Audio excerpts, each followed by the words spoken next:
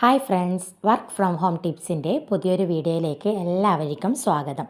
നമുക്ക് ടെസ്റ്റിന് വേണ്ടിയിട്ട് പേയ്മെൻറ്റ് ചെയ്ത് കഴിഞ്ഞു, പേയ്മെൻറ്റ് ഫെയിലായി കഴിഞ്ഞാൽ എങ്ങനെയാണ് റിപ്പോർട്ട് കൊടുക്കുക എന്നുള്ളതാണ് ഈ ഒരു വീഡിയോ. നമ്മൾ ഗൂഗിൾ പേ വഴി ചെയ്താലും ഫോൺ പേ, പേടിഎം, കാർഡ് ഏത് വഴി നമുക്ക് ഓൺലൈൻ ട്രാൻസാക്ഷൻ നമ്മൾ നടത്തി കഴിഞ്ഞാലും ചിലപ്പോൾ നമ്മുടെ സൈറ്റിൻ്റെ ഡൗൺ ആവൽ കൊണ്ടോ അല്ലെങ്കിൽ നമ്മൾ ബാക്ക് ബട്ടൺ പ്രസ് ചെയ്യുന്നത് കൊണ്ടോ നമുക്ക് പേയ്മെൻറ്റ് ഫെയിൽ ആവാറുണ്ട്.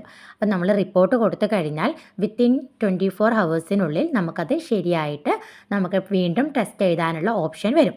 അപ്പോൾ അതെങ്ങനെയാണെന്ന് നമുക്ക് നോക്കാം. ഓക്കെ, അപ്പോൾ നമ്മുടെ ടാസ്ക് മന്ത്രയുടെ പ്ലാറ്റ്ഫോം തുറക്കുന്ന സമയത്ത് ഇങ്ങനെ തന്നെയാണ് നമുക്ക് കാണിക്കുന്നത്. നമ്മൾ ടെസ്റ്റ് എഴുതാൻ എങ്ങനെയാണോ ക്ലിക്ക് ചെയ്തിരിക്കുന്നത് അതുപോലെ തന്നെ ഈ ഒരു ടേക്ക് ടെസ്റ്റ് ആ ഒരു ബ്ലൂ കളറിൽ ഒന്ന് ക്ലിക്ക് ചെയ്ത് കൊടുക്കാം.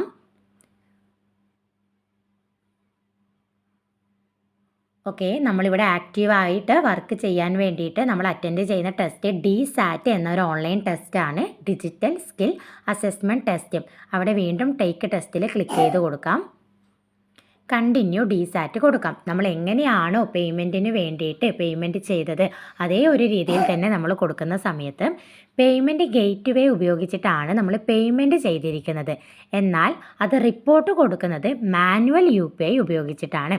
അവിടെ പേയ്മെൻറ്റ് കംപ്ലീറ്റഡ് എന്ന് കാണിക്കും. മാനുവൽ UPIയിൽ ക്ലിക്ക് ചെയ്യുന്ന സമയത്ത് പേയ്മെൻറ്റ് കംപ്ലീറ്റഡ് കൊടുക്കാം. ഫസ്റ്റ് നമ്മൾ ഇവിടത്തേക്കുള്ള ഫയൽ ചൂസ് ചെയ്യണം. അതായത് നമ്മൾ പേയ്മെൻറ്റ് ചെയ്തിട്ടുള്ള ആ ഒരു സ്ലിപ്പാണ് നമ്മളിവിടെ അറ്റാച്ച് ചെയ്ത് കൊടുക്കേണ്ടത്. ഇവിടെ ചൂസ് ഫയൽ ഒന്ന് ക്ലിക്ക് ചെയ്ത് കൊടുക്കാം. നേരെ ഡയറക്റ്റായിട്ട് നമ്മുടെ ഗ്യാലറിയിലേക്കാണ് പോകുന്നത്. നമ്മളവിടെ സേവ് ചെയ്ത് വെച്ച ആ ഒരു ഫയൽ നമുക്കിതിലേക്ക് അപ്ലോഡ് ചെയ്ത് കൊടുക്കാം. നമ്മൾ പേയ്മെൻറ്റ് ചെയ്തതിൻ്റെ ഫുൾ ഡീറ്റെയിൽസ്. ഓക്കെ, ഇതൊന്ന് സൂം ചെയ്ത് കാണിച്ചു തരാം. ഇവിടെ UPI ട്രാൻസാക്ഷൻ ID, പേയ്മെൻറ്റ് ചെയ്ത ഡേറ്റ്, UPI ID ഇത്രയും കാര്യങ്ങളാണ് നമ്മളിവിടെ എൻ്റർ ചെയ്ത് കൊടുക്കേണ്ടത്. ഗൂഗിൾ പേയുടെ സ്ലിപ്പിലാകുമ്പോൾ ഈ 3 കാര്യങ്ങളും നമുക്ക് ഈ ഒരു സ്ലിപ്പിൽ തന്നെ കാണാൻ വേണ്ടി സാധിക്കും. ഇവിടെ ഈ 44 എന്ന് പറഞ്ഞ് തുടങ്ങുന്നതാണ് ഇവിടെ UPI ട്രാൻസാക്ഷൻ ID. അത് ഓരോ ട്രാൻസാക്ഷനും ഡിഫറെൻറ്റ് ID ആയിരിക്കും. നമുക്കതിവിടെ എൻ്റർ ചെയ്ത് കൊടുക്കാം. എൻ്റർ UPI ട്രാൻസാക്ഷൻ IDയുടെ അവിടെ 44. എന്നിട്ട് ഇതൊന്ന് സ്ക്രോൾ ചെയ്യാം. ഈ സ്ലിപ്പിനൊന്ന് ഇങ്ങനെ സൂം ചെയ്ത് കൊടുത്തുകൊണ്ട് നമുക്കതവിടെ എൻ്റർ ചെയ്ത് കൊടുക്കാം.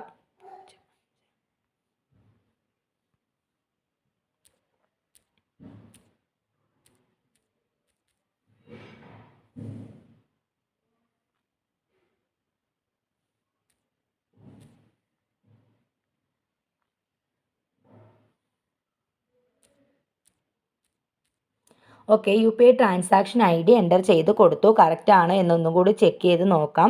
നമ്മൾ ഈ സ്ലിപ്പിന് ഇങ്ങനെ ഡ്രാഗ് ചെയ്ത് നമുക്കിത് എഴുതി കൊടുക്കാൻ വേണ്ടി പറ്റും.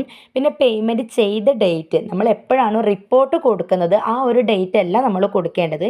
ഈ ഒരു സ്ലിപ്പിൽ തന്നെ നമുക്ക് കാണാൻ സാധിക്കും. ഇപ്പോൾ ഫെബ്രുവരി 8-നാണ് ഈ ഒരു പേയ്മെൻറ്റ് ചെയ്തിരിക്കുന്നത്. അതിന് മുന്നേ UPI ID കൊടുക്കണം. ആരാണോ പേയ്മെൻറ്റ് ചെയ്തിരിക്കുന്നത് അവരുടെ IDക്കാണ് UPI ID എന്ന് പറയുന്നത്. നമ്മൾ ഗൂഗിൾ പേ, ഫോൺ പേ, പേടിഎം ഏത് ഓൺലൈൻ ട്രാൻസാക്ഷൻ എടുത്ത് നോക്കിക്കഴിഞ്ഞാലും നമ്മുടെ പ്ലാറ്റ്ഫോം ഓപ്പൺ ചെയ്യുന്ന അവിടെ തന്നെ നമ്മുടെ UPI ID നമുക്ക് കാണാൻ വേണ്ടി സാധിക്കും.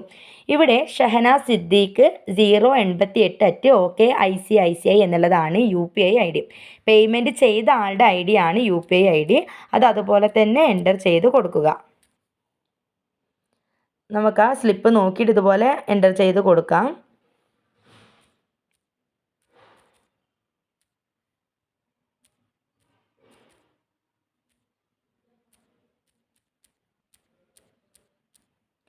ഓക്കെ, അത് കൊടുത്തു. ഇനി പേയ്മെൻറ്റ് ട്രാൻസാക്ഷൻ ചെയ്ത ഡേറ്റ് ഇന്നത്തെ ഡേറ്റ് ആണ് 8-ാം തീയതി. എപ്പോഴാണോ നമ്മൾ കൊടുത്തിരിക്കുന്നത് അതേപോലെ കൊടുക്കാം. ഒന്നും കൂടി ഇതൊക്കെ ചെക്ക് ചെയ്ത് നോക്കാം നമ്മൾ കൊടുത്ത സ്പെല്ലിങ് കാര്യങ്ങളൊക്കെ കറക്റ്റ് ആണോ എന്നുള്ളത്.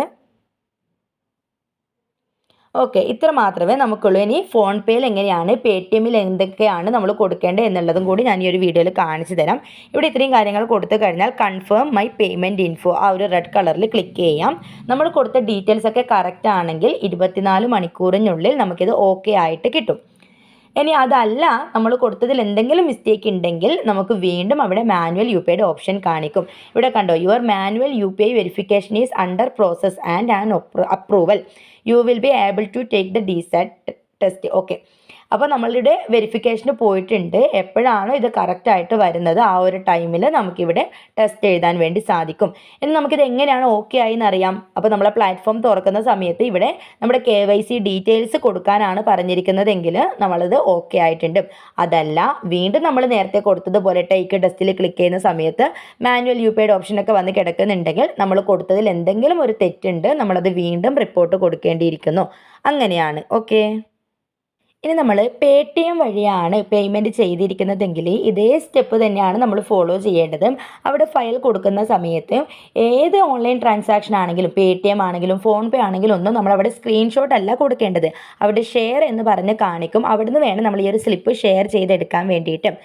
Paytmലാണെങ്കിൽ ഇവിടെ UPI റെഫറൽ നമ്പർ എന്ന് കാണിക്കുന്നതാണ് നമ്മുടെ UPI ട്രാൻസാക്ഷൻ ID. ഞാനിവിടെ മാർക്ക് ചെയ്ത് തന്നിട്ടുണ്ട്. UPI ID നമ്മുടെ ഈ ഒരു Paytm ഓപ്പൺ ചെയ്യുന്ന സമയത്ത് നമുക്കതിൽ കാണാൻ വേണ്ടി സാധിക്കും. ഇനി നമ്മൾ ഫോൺ പേ വഴിയാണ് ചെയ്യുന്നതെങ്കിൽ ട്രാൻസാക്ഷൻ ID എന്ന് പറഞ്ഞിട്ട് തന്നെ അവിടെ കാണിക്കുന്നുണ്ട്. അതൊരു വലിയ അക്ക നമ്പറാണ്, T2403, അങ്ങനെ ഒരു വലിയ അക്ക നമ്പറാണ്. അത് മുഴുവനായിട്ടും തെറ്റാതെ നമ്മൾ UPI ട്രാൻസാക്ഷൻ ID അടിച്ചു കൊടുക്കാം. ഫോൺ പേയിലും ഈ പറഞ്ഞതുപോലെ നമ്മൾ ഓപ്പൺ ചെയ്യുന്ന സമയത്ത് നമ്മുടെ ഫോൺ പേയുടെ ID നമ്മുടെ ആ ഫോൺ പേയിൽ തന്നെ കാണിക്കും. അതാണ് നമ്മൾ എൻ്റർ ചെയ്ത് കൊടുക്കേണ്ടത്. കാർഡ് പേയ്മെൻറ്റ് ചെയ്ത് കഴിഞ്ഞാലും പേയ്മെൻറ്റ് ഫെയിൽ ആവാറുണ്ട്. അപ്പോൾ നമുക്കിതുപോലെ പേയ്മെൻറ്റ് ചെയ്തതിൻ്റെ ഒരു സ്ലിപ്പ് നമ്മുടെ ഇമെയിൽ ID വരുമല്ലോ.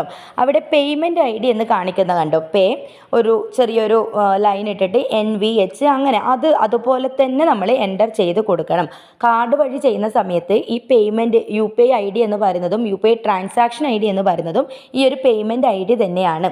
അപ്പോൾ പേയ്മെൻറ്റ് ചെയ്ത് കഴിഞ്ഞാൽ നമ്മുടെ മെയിലിലേക്ക് മെസ്സേജ് വരും. ആ ഒരു സ്ലിപ്പ് എടുത്ത് കൊടുത്തിട്ട് നമുക്ക് എന്ത് ചെയ്യാൻ പറ്റും, ഈ ഒരു പ്രൂഫ് അറ്റാച്ച് ചെയ്ത് കൊടുത്തുകൊണ്ട് നമുക്കിവിടെ റിപ്പോർട്ട് കൊടുക്കാൻ വേണ്ടി സാധിക്കും.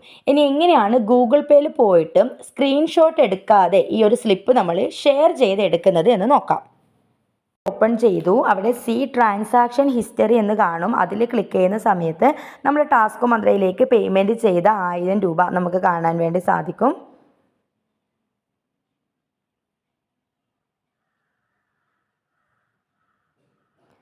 ടാസ്ക് മന്ത്രയിലേക്ക് പേയ്മെൻറ്റ് ചെയ്തിട്ടുണ്ട്. ഇവിടെ വെച്ചിട്ട് നമ്മൾ സ്ക്രീൻഷോട്ട് എടുക്കുമ്പോൾ കണ്ടോ, ഇതിപ്പോൾ ഇങ്ങനെയാണ് നമ്മൾ സ്ക്രീൻഷോട്ട് എടുക്കുന്നതെങ്കിൽ ഇത്ര മാത്രമേ നമുക്ക് കിട്ടത്തുള്ളൂ. ഈ താഴെയിലുള്ള ഡീറ്റെയിൽസ് ഒന്നും നമുക്ക് കിട്ടില്ല.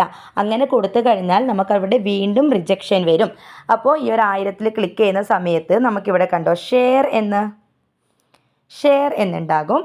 അതുവഴി നമ്മുടെ വാട്സപ്പിലേക്ക് അതിനെ ഷെയർ ചെയ്യാം.